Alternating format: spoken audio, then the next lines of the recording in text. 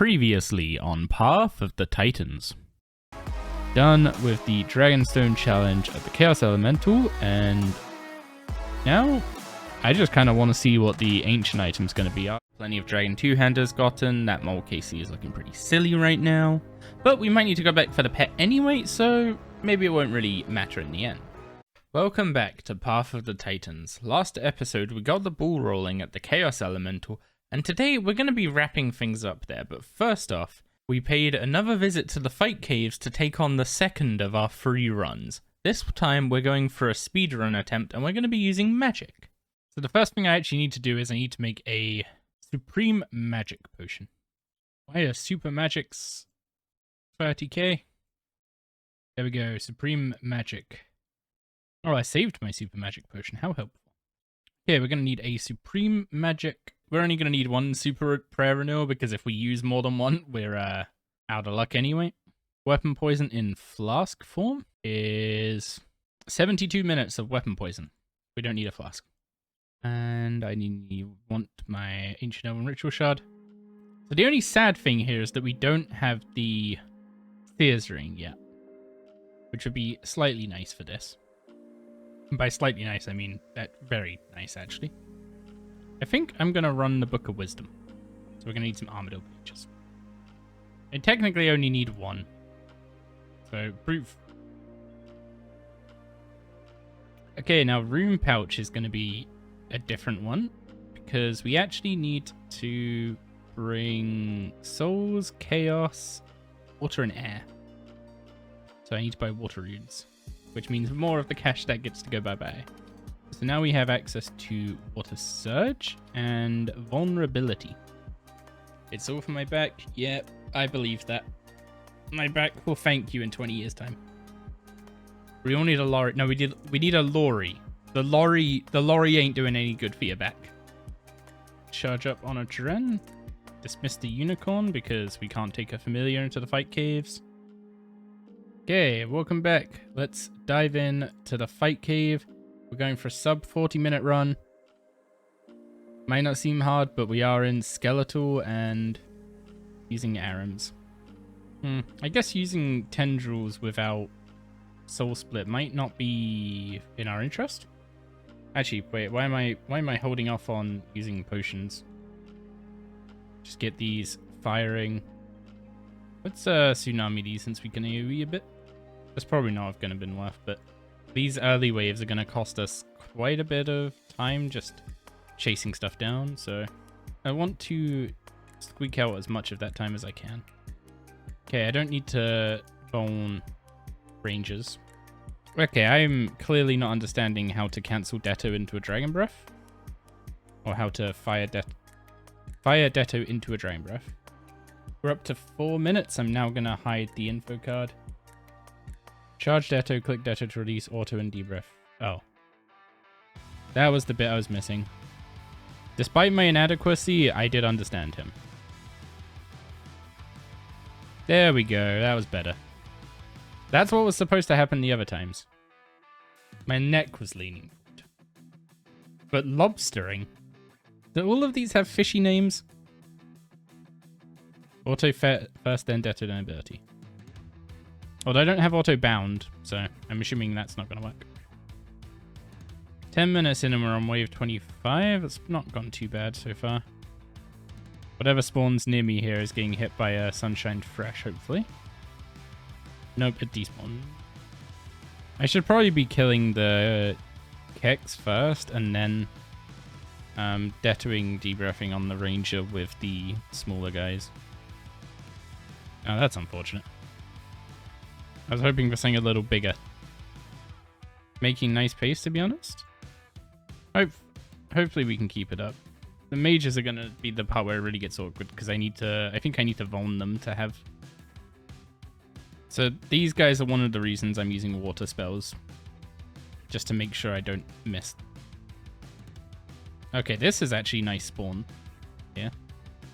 Next up is the Major, so I'm going to preemptively swap to Mage Prey. Look for any consumables I need to use. There are none. Get straight over to him. Okay, yep, I've on them. I definitely won them. Making good time. I want to get to... I hopefully want to get to Jed in a state where if I mess up the healers, I don't just get completely boned.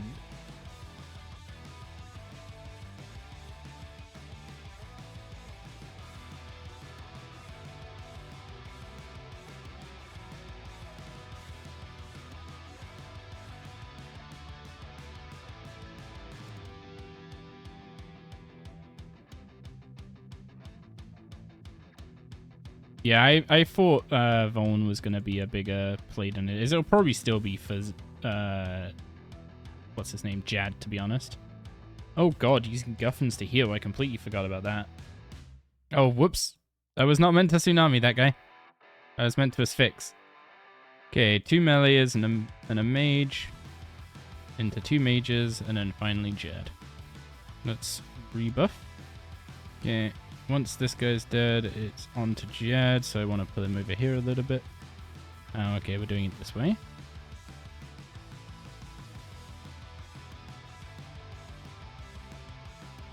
Well, both my runs so far have had Jad spawn in this corner.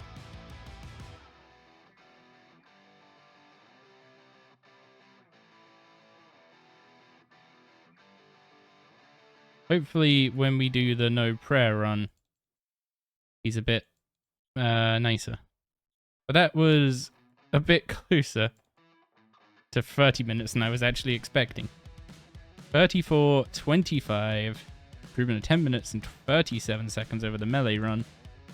And that is a Dragonstone challenge complete in the fight caves.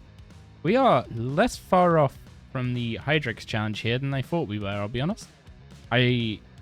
Looking back at when I was doing building a main, I did this with Dual World Magic with like Psyware, Wand and Orb, and it was a 31-minute run, so clearly I've improved just a little bit. It's time to discuss the Onyx challenge of the fight caves, more specifically our plan for it. It's no secret that Jad without prayer is going to be a little tricky.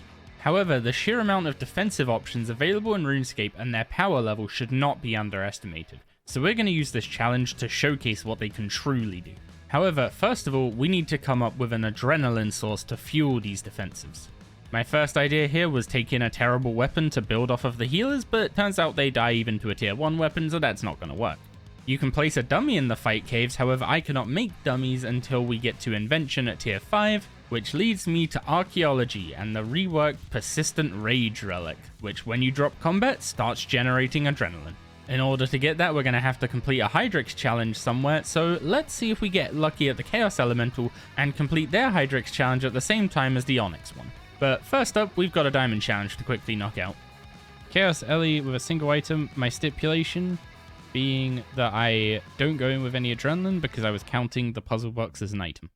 Does this Chaos Ellie miss any health? Nope, there's a full health Chaos Ellie. Oh god, no, it's not savages. Okay, this is... He's not hitting anything. I'm not wearing any armor, and he's hitting the same as when I'm wearing Dragon. The Chaos Ellie hits quite hard even when you're wearing armor, so I assumed it would be quite painful to be wearing absolutely nothing at all. Let's just say this earned its place as a Diamond challenge. But for now, it's on to the real interesting part of the Chaos Elemental. Can we get an Ancient drop, and is it going to be Uncorrupt? Our starting KC for tonight is 1270 is our starting KC tonight. So let's see. Realistically, we're looking to get to what, 1700? Basically anything that people are using for bossing with or training with Necromancy has just skyrocketed. I use an application called Sizer that just lets me right click around the edge of a RuneScape window and set it to 1290 by 1080. The Chaos Ellie grind this week. I want to be done with the Onyx challenge at minimum here by the weekend. If I can pull that off. A lot of this has kind of just been done alongside like the double XP Slayer I was doing on the main, the Necromancy release, I just like came up here and AFK'd a few times, or did it as like just a break in stream content. So it hasn't been that bad to do the first 1300. Have I considered making this series on an Iron Man?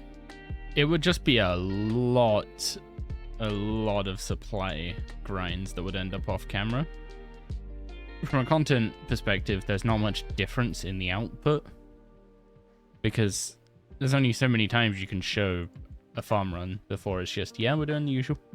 Basically, by playing it on a main, I get to set the goals in such a way that I know that I can spend like 95% of the account's playtime actively working on a goal. So for those curious, the reason free trade went away is just because the game had a massive RMT problem. So they tried to get around it by making it so you could only buy stuff for GE value, plus or minus a limit based on your quest points. The result of this was actually that there was a ton of scams that went on because of it, to be honest. I remember someone tried to buy something off me for a stack of nature talismans. That was never gonna go. I feel bad for anyone they did manage to buy anything off of with a stack of nature talismans, because that is junk. After playing Necromancy and figuring out how it's going to get integrated into the series, I'm super excited to get to that. That kind of means getting through tier 2, and there's only 3 challenges left. The CS ring from DK shouldn't actually take us too long. This is the grindiest challenge left. And then the No Prayer Fight Caves run is going to be the most intricate challenge so far, I think. We need to see what our first ancient drop is from Chaos Ellie. I'm hoping it completes the Hydrix at the same time, because I need a Hydrix before I can do the Jad challenge. It is more likely to see an ancient warrior item than a corrupt dragon item. I didn't realize this, but corrupt dragon items actually count as ancient warriors items in the drop table. So all of this was from revenants. But yeah, apparently all these corrupt dragon items count as being ancient warrior items for the sake of... To quote the official RuneScape drop rate page, there's a 1 in 128 chance to access the ancient warriors drop table. 1 in 224 chance to obtain a specific unique drop, in brackets, 44 out of 224 chance to obtain any ancient warriors equipment. So they're including the corrupt dragon items as ancient warriors equipment. So according to Jagex, corrupt dragon is ancient warrior gear. Now, it's not got an ancient warrior's name attached to it, so I'm not counting it, but apparently it counts. You saw the interview with Pride, so you enjoyed it? To be honest, it could have gone on so long.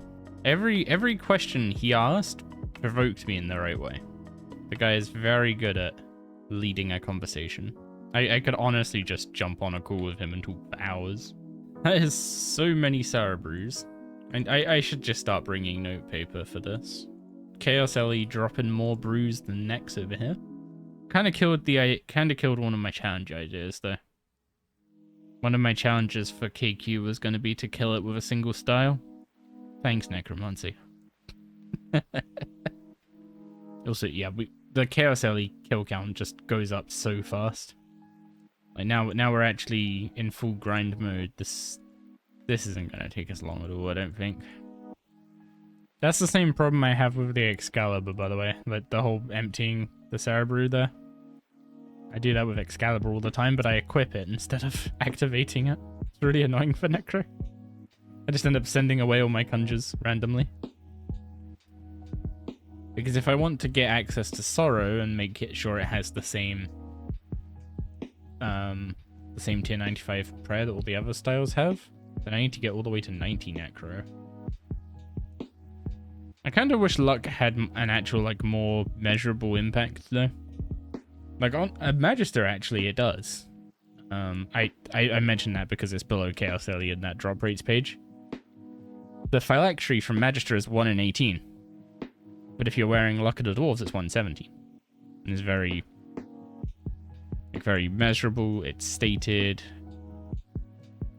But if you're talking damage you're doing, I went and did the tier 90 tank tasks yesterday because I wanted to test out the tank set. And every single one of my PRs at God Wars Dungeon was beaten by over 20 seconds. Necromancy is busted in short fights. Honestly, between the Chaos Ellie, Nex, and Rex, I don't think I'm going to be buying any brews on this account. I'm just going to end up with an insane supply from these guys. All I need to know.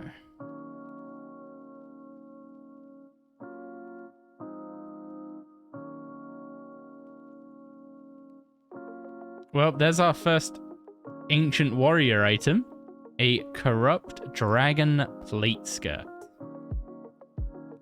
It's not a named item, so I'm not counting it, but that is one of the 44 Ancient Warrior items in the Ancient Warrior drop table. When you include the Corrupt Dragon items as an Ancient Warrior item, the drop rate comes out to 1 in 650 for any item. Given we're over 1300 now, we've managed to go double drop rate again. But I'm not counting this drop because I specifically set the challenge with the named Ancient Warrior items in mind, so we're going to keep going for one of those. And unsurprisingly, we didn't see another drop this night, but we got straight back to it the following day.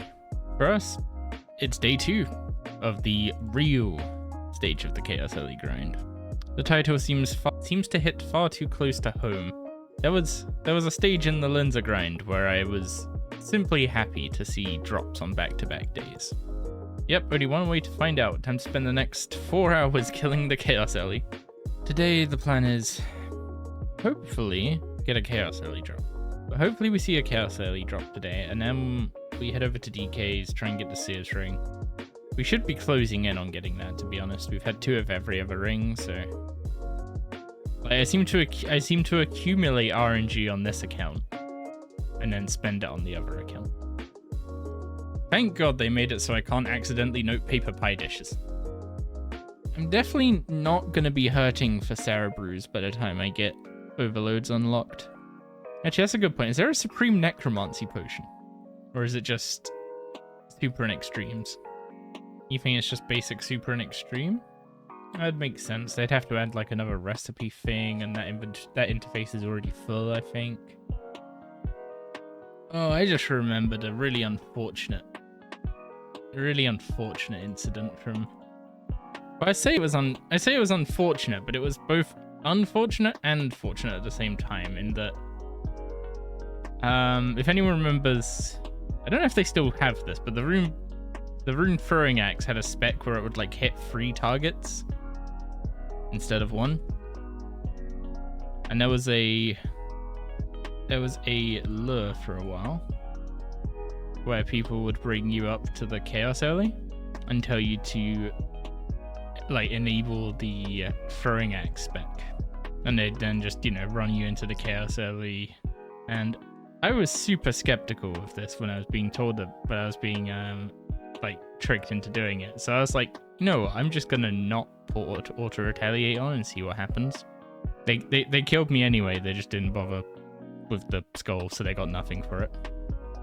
In hindsight, I'm not sure why I bothered going with them. Like, if I wasn't gonna do what they said, then why did I bother anyway? I think I thought it was rude to ignore them, so I went with them, but I just didn't put on auto retaliate. I feel bad for our puppy. It's far too hot outside for her to go out because the pavement is going to be absolutely like burning and will scorch her little puppy feet. And she doesn't understand that, so she's sad that we've not gone out. But we'll go out when it cools down. I woke up with my voice basically gone this morning. So that was unfortunate. Kind of hoping that doesn't become a recurring theme. Maybe RNG is just better in the morning. You always seem to get more drops at the start of your day versus the end of it. That's because you play until you hit the dry streak and then quit, right? You never stop playing when you're getting lucky. Like, if you go, like, you know, if you get a back-to-back drop, you're playing for at least another 2 hours. But then if you go dry for those 2 hours, keep grinding, no drop or no drop, mean, that's how I do it. Except it's usually keep grinding in spite of no drop on my end. Am I getting crashed at Chaos Alley? Okay. Not that one. I wanted to pick a world at random. Oh, there's an open Savages world, but if anyone wants it. You know what I should do? I should have the main train necromancy in the same world that I'm doing the Chaos Alley in. Then the Chaos Alley can't come crash me at Savages. That would have been a really good idea when I was actually like going for 99 necromancy, to be honest. The Chaos Alley can path like all the way past the Savages. It's kind of mad. It was too busy in the afternoon, but I logged on at like 7 AM UK time. Yeah, Ravenous schools weren't too busy at the start. It's they were fine until they got spread around. Looks like you're grinding out 120 necro now before they enough the rituals.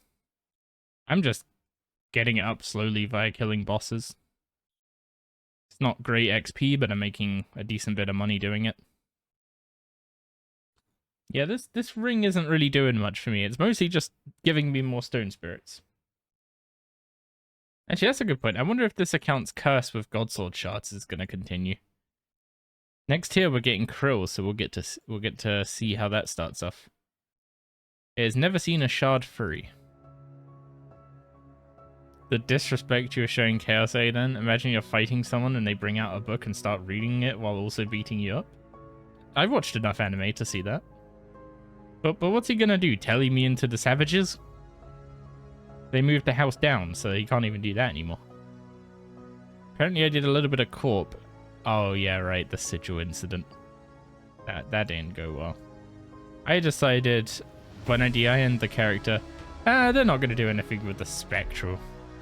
So I sold it.